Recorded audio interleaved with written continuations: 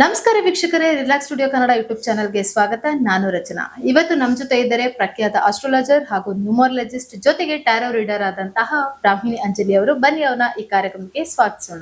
ನಮಸ್ಕಾರ. ನಮಸ್ಕಾರ ಮ್ಯಾಮ್, ಇನ್ನು ಜೂನ್ ತಿಂಗಳಲ್ಲಿ ದ್ವಾದಶ ರಾಶಿಗಳ ಟ್ಯಾರೆಟ್ ಭವಿಷ್ಯ ಹೇಗಿದೆ ಅಂತ ತಿಳಿಸ್ಕೊಡೋದಾದ್ರೆ, ಮೊದಲಿಗೆ ಮೇಷರಾಶಿಯ ಟ್ಯಾರೆಟ್ ಭವಿಷ್ಯ ಹೇಗಿದೆ ಅಂತ ತಿಳಿಸ್ಕೊಡಿ.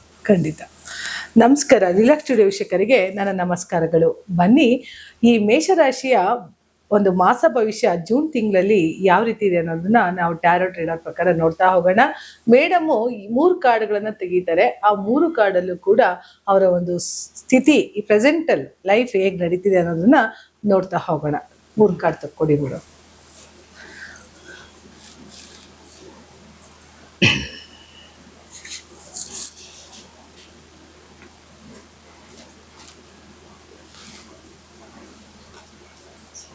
ನೋಡಿ, ಈಗ ಆಲ್ರೆಡಿ ಮೇಷರಾಶಿಯವರಿಗೆ 7.5 ಶುರು ಆಗಿದೆ.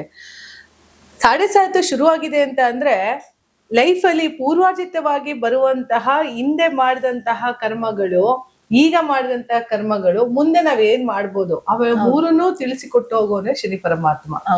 ಹಾಗಾಗಿ ಎಲ್ಲೋ ಒಂದ್ ಕಡೆ 7.5 ಬಂದಿದೆ ಅಂತ ಅಂದ್ರೆ ನಮ್ ಕ್ಲೆನ್ಸ್ ಮಾಡೋದಕ್ಕೆ ಬರ್ತಾನೆ ಶನೇಶ್ವರ ಅಂತ ಹೇಳ್ತೀನಿ. ಸೊ ಮೇಷರಾಶಿಯವ್ರಿಗೆ ಆಲ್ರೆಡಿ 7.5 ಶುರುವಾಗಿದೆ. ಕಷ್ಟ ಕಾರ್ಪಣ್ಯಗಳನ್ನ ನೋಡ್ತಾ ಇದ್ದಾರೆ. ಎಲ್ಲದರಲ್ಲೂ ಕಷ್ಟ ನಡೀತಾನೆ ಇದೆ ಮೇಷರಾಶಿಯವ್ರಿಗೆ. ಸೊ ಮುಂದೆ ಹೋಗೋಕೊಂದು ಅವಕಾಶಗಳು ಅವ್ರಿಗೆ ಆಗ್ತಾ ಇಲ್ಲ. ಯಾಕಂದ್ರೆ 7.5 ಪ್ರಭಾವದಿಂದ. ಯಾಕಂದ್ರೆ ಲಾಭಾಧಿಪತಿಯಾದಂತಹ ಶನಿ ವ್ಯಯಾಧಿಪತಿಯಾಗಿ ಕುಳಿತುಕೊಂಡ್ಬಿಟ್ಟಿದ್ದಾನೆ. 10ನೇ ಮನೆ ಅಧಿಪತಿನೂ ಅವನೇ, ಉದ್ಯೋಗ ಸ್ಥಾನ ಅಂತ ಏನ್ ಕರಿತೀವಿ, ದಶಮ ಸ್ಥಾನಾಧಿಪತಿನೂ ಅವನೇ ಹೋಗಿ ವ್ಯಯ ಸ್ಥಾನದಲ್ಲಿ ಕುಳಿತಾಗ ಏನಾಗುತ್ತೆ, ಕೆಲಸ ಕಾರ್ಯಗಳಲ್ಲಿ ಕೈ ಹಿಡಿತಿಲ್ಲ, ಅವಮಾನಗಳಾಗ್ತಿದೆ, ಅಪಮಾನಗಳಾಗ್ತಿದೆ. ಎಲ್ಲೋ ಒಂದು ಕಡೆ ತಾವು ನಡೆದು ಬಂದಂತಹ ಹೆಜ್ಜೆ ದಾರಿಗಳು ಏನಿದೆಯೋ ಅದೆಲ್ಲವೂ ಕೂಡ ಅವಮಾನ ಆಗುವಂತ ಚಾನ್ಸಸ್ ನಡೀತಾ ಇದೆ ಮೇಷರಾಶಿಯವ್ರಿಗೆ. ನೋಡಿ, ನೀವು ತೆಗೆದಂತಹ ಕಾರ್ಡಲ್ಲಿ ಪಾಸ್ಟ್ ಲೈಫ್ಸ್ ಅಂತ ಏನ್ ತೆಗ್ದಿದ್ದೀರಿ, ಹಿಂದೆ ಪಾಸ್ಟ್ ಅಂದ್ರೆ ಹಿಂದೆ ಆಗೋಗಿರೋದು, ಅದ್ರ ಬಗ್ಗೆನೇ ಚಿಂತೆಯಲ್ಲಿದ್ದಾರೆ ಮೇಷರಾಶಿಯವರು. ಯಾಕೆಂದ್ರೆ ಹಿಂದೆ ನಾನು ಏನ್ ಮಾಡಿರ್ಬೋದು, ಹಿಂದೆ ಏನಾಗಿರ್ಬೋದು, ಯಾಕೆ ನನ್ಗೆ ಇಷ್ಟು ಇನ್ನೂ ಕಷ್ಟ ಕಾರ್ಪಣ್ಯಗಳು, ಎಲ್ಲೋ ಹಿಂದಿನ ಜನ್ಮದಲ್ಲಿ ಏನಾರ ಪಾಪ ಮಾಡಿದೀನಪ್ಪ ಅನ್ನೋದಕ್ಕಿಂತ ಹೆಚ್ಚಾಗಿ ನಾವ್ ಹಿಂದಿನ ಜನ್ಮ ಒಂದು ಕಾಲ ಇತ್ತು, ಬಟ್ ಇವತ್ತಿಗೆ ಪ್ರೆಸೆಂಟ್ ಅಲ್ಲಿ ನಾವ್ ಹಿಂದೆ ಏನೋ ಮಾಡಿ ಬಂದಿರ್ತೀವಿ ಕರ್ಮಗಳು, ಅದನ್ನ ಆ ಫಲನ ನಾವು ಕಲಿಯುಗದಲ್ಲಿ ಇಲ್ಲೇ ಅನುಭವಿಸ್ಬೇಕು ಅನ್ನೋದು ದೇವ್ರು ಹೇಳತ್ತೆ. ನೀನ್ ಮಾಡಿದ್ದನ್ನ ನೀನೇ ತಿನ್ಬೇಕು, ಮಾಡಿದನ್ನೋ ಮಹಾರಾಯ ಅನ್ನೋದು ಒಂದು ಗಾದೆ ಇರೋದ್ರಿಂದ ವೇದ ಸುಳ್ಳಾದರೂ ಗಾದೆ ಸುಳ್ಳಾಗೋದಿಲ್ಲ. ಹಾಗಾಗಿ ಯಾರ್ಯಾರು ಏನೇನು ಫಲಗಳನ್ನು ಕಟ್ಟಿರ್ತೀರೋ ಅದೇ ತಕ್ಕಂತೆ ಫಲಗಳನ್ನ ಅನುಭವಿಸುವಂತಹ ಒಂದು ಸ್ಥಿತಿ ಬರುತ್ತೆ. ಅದಕ್ಕಾಗಿ ಇನ್ನೂ ಅವ್ರು ಹಿಂದೆ ಪಾಸ್ಟ್ ಅಲ್ಲೇ ಇದ್ದಾರೆ, ಅದನ್ನ ಬಿಟ್ಟು ಬರ್ಬೇಕು. ಯಾಕೆಂದ್ರೆ ಪಾಸ್ಟ್ ಇಸ್ ಫಾಸ್ಟ್. ನಡೆದೋಗಿರೋ ಘಟನೆಗಳ ಬಗ್ಗೆ ನಾವು ಯೋಚನೆ ಮಾಡ್ತಾ ಇದ್ರೆ ಮುಂದೆ ಯಾವ ದಾರಿನೂ ಓಪನ್ ಆಗಲ್ಲ. ಹಾಗಾಗಿ ಆ ದಾರಿನ ಬಿಟ್ಟು ಸ್ವಲ್ಪ ಮುಂದೆ ಬಂದ್ರೆ ಕಾಂಪ್ರಮೈಸ್ ಆಗ್ಬೇಕು. ಸೊ ಕಾಂಪ್ರಮೈಸ್ ಅನ್ನೋ ಕಾಡ್ತಾ ಇದ್ದೀರಿ, ಸ್ವಲ್ಪ ಕಾಂಪ್ರಮೈಸ್ ಆಗ್ಬೇಕಾಗತ್ತೆ ಅವರು. ಯಾಕೆಂದ್ರೆ ನಾವು ಈ ಜೀವನದಲ್ಲಿ ಏನೇ ಮಾಡ್ಬೇಕು ಅಂತಂದು ಕಾಂಪ್ರಮೈಸ್ ಇಲ್ಲದೆ ಯಾವ್ದು ಆಗಲ್ಲ. ಅಪ್ಪ ಅಮ್ಮನ ಜೊತೆ ಕಾಂಪ್ರಮೈಸ್ ಆಗ್ಬೇಕಾಗತ್ತೆ, ಮಕ್ಳ ಜೊತೆ ಕಾಂಪ್ರಮೈಸ್ ಆಗ್ಬೇಕಾಗತ್ತೆ, ಗಂಡ ಹೆಂಡತಿ ಜೊತೆ ಕಾಂಪ್ರಮೈಸ್ ಆಗ್ಬೇಕಾಗತ್ತೆ. ಒಂದು ಒಳ್ಳೆ ಸ್ನೇಹ, ಒಳ್ಳೆ ಸಂಬಂಧಗಳನ್ನ ಉಳಿಸ್ಕೋಬೇಕಾದ್ರೆ ನಮ್ಗೆ ಕಾಂಪ್ರಮೈಸ್ ಆಗ್ಲೇಬೇಕಾಗತ್ತೆ.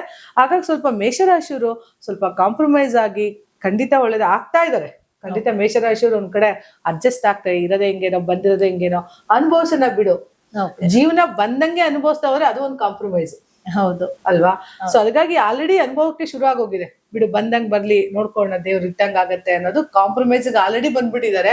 ಸೊ ಖಂಡಿತ ಮೇಷರಾಶಿಯವರು ಅದೇ ಸ್ಥಿತಿಲಿ ಹೋಗ್ತಾರೆ. ಅದು ಎಲ್ಲೋ ಒಂದ್ ಕಡೆ ಲೇಸಿನೆಸ್ ಕಾರ್ಡ್ ತೆಗ್ದಿದ್ದಾರೆ. ಲೇಸಿನೆಸ್ ಕಾರ್ಡ್ ತೆಗ್ದಾಗ ಏನಾಗತ್ತೆ, ಶನಿ ವ್ಯಯದ ಮನೇಲಿ 12ನೇ ಮನೇಲಿ ಇದ್ದಾಗ ಏನಾಗತ್ತೆ, ಸ್ವಲ್ಪ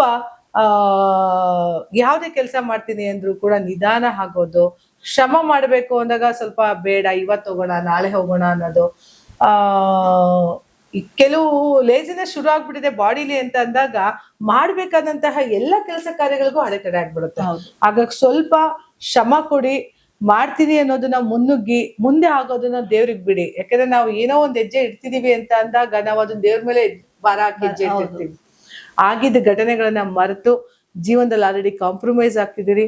ಯಾಕೋ ಮೈಯಲ್ಲಿ ಒಂಥರ ಆರಾಮಿಲ್ಲ, ಲೇಸಿನೆಸ್ ಆಗ್ತಾ ಇದೆ, ಸೋಂಬೇರಿತನ ಉಂಟಾಗ್ತಾ ಇದೆ, ಯಾವ ಕೆಲಸ ಮಾಡ್ತೀನಿ ಅಂದ್ರೂ ನಿಧಾನ ಗತಿಯಲ್ಲಿ ಆಗ್ತಾ ಇದೆ ಅನ್ನೋದಕ್ಕೆ ಶನೇಶ್ವರ ಕಾರಣ ಇರೋದ್ರಿಂದ ಸ್ವಲ್ಪ ಕೆಲಸ ಕಾರ್ಯಗಳಲ್ಲಿ ಫಾಸ್ಟ್ ಮಾಡ್ಕೊಳ್ಳಿ, ಮುನ್ನುಗ್ಗಿ. ಈಗ ಎದಳ್ಳೇಬೇಕು ಅಂದಾಗ ನಾವೊಂದು ಗುರಿ ಗೋಲ್ ಇಟ್ಕೋಬೇಕು, ಮಾಡ್ತೀನಿ ಅಂದಾಗ ರೀಚ್ ಆಗ್ಬೇಕು ಖಂಡಿತ. ಸೊ ಫಲನ ದೇವ್ರಿಗೆ ಬಿಡ್ಬೇಕಾಗತ್ತೆ. ಶನೇಶ್ವರ ನಿಮ್ಮ ರಾಶಿನ ಕ್ಲೆನ್ಸ್ ಮಾಡಕ್ಕೆ ಬರ್ತಾ ಇರೋದ್ರಿಂದ ಖಂಡಿತ ಮುಂದಿನ ದಿನಗಳಲ್ಲಿ ಒಳ್ಳೆ ಫಲಿತಾಂಶವನ್ನ ಮೇಷರಾಶಿಯವರು ನೋಡ್ತಾ ಹೋಗ್ತಾರೆ. ಈ ತಿಂಗಳಲ್ಲೂ ಕೂಡ ಅವ್ರು ಒಳ್ಳೆ ಫಲಿತಾಂಶ ನೋಡ್ಬೋದು. ಯಾಕಂದ್ರೆ ಗುರು ಬದಲಾವಣೆ ಆಗ್ತಾ ಇದ್ದಾನೆ. ಜೂನ್ ತಿಂಗಳಲ್ಲಿ 100% ಒಳ್ಳೆ ರಿಸಲ್ಟ್ ನ ಮಾಡ್ತಾ ಹೋಗ್ತಾರೆ. ತಮ್ಮ ಒಂದು ಸೋಮೇರಿತನವನ್ನ ಬಿಟ್ಟು ಮುಂದಿನ ದಿನಗಳಲ್ಲಿ ಹೆಜ್ಜೆಗಳನ್ನ ಇಡ್ತಾ ಹೋದ್ರೆ ಮೇಷರಾಶಿಯವರು ಸಾಕಷ್ಟು ಉತ್ತಮ ಫಲಿತಾಂಶಗಳನ್ನ ನೋಡ್ತಾ ಹೋಗ್ಬೋದು. ಯಾಕೆ ಅಂತ ಅಂದ್ರೆ ಗುರುವಿನ ಬದಲಾವಣೆ ಈ ರಾಶಿಗೆ ಸಾಕಷ್ಟು ಚೇಂಜಸ್ ನ ತಂದು ಕೊಡ್ತಾ ಹೋಗುತ್ತೆ. ಯಾಕಂದ್ರೆ ಗುರು ಇಲ್ಲಿವರೆಗೂ 3ನೇ ಮನೆ ಇದ್ದಾಗ ಸುಖಸ್ಥಾನಕ್ಕೆ ಹೋಗ್ತಾ ಇದ್ದಾನೆ. ಸುಖಸ್ಥಾನದಲ್ಲಿ ಗುರು ಇದ್ದಾಗ ಅಲ್ಲಿ ಬುಧ ಶುಕ್ರ ಇಬ್ರು ಕೂಡ ಸಂಯೋಗ ಆಗ್ತಾ ಇರೋದ್ರಿಂದ ಈ ಲಕ್ಷ್ಮೀನಾರಾಯಣ ಯೋಗ ಅಂತ ಹೇಳ್ಬೋದು. ಮೇಷರಾಶಿಯವರಿಗೆ ಸ್ವಲ್ಪ ಹಣಕಾಸಿನ ವಿಚಾರದಲ್ಲಿ ತೃಪ್ತಿಯನ್ನು ತಂದು ಕೊಡ್ತಾ ಹೋಗ್ತಾನೆ. ಸಾಕಷ್ಟು ಅಭಿವೃದ್ಧಿನೂ ಕೂಡ ಮಾಡ್ತಾ ಹೋಗ್ತಾನೆ.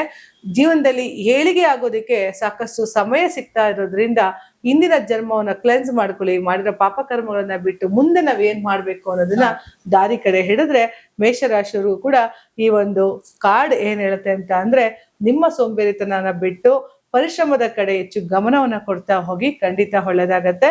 ಒಳ್ಳೇದಾಗ್ಲಿ ಅಂತ ಹೇಳ್ತಾ ನನ್ನ ಮಾತನ್ನ ಮುಗಿಸಿದ್ದೀನಿ. ಧನ್ಯವಾದಗಳು.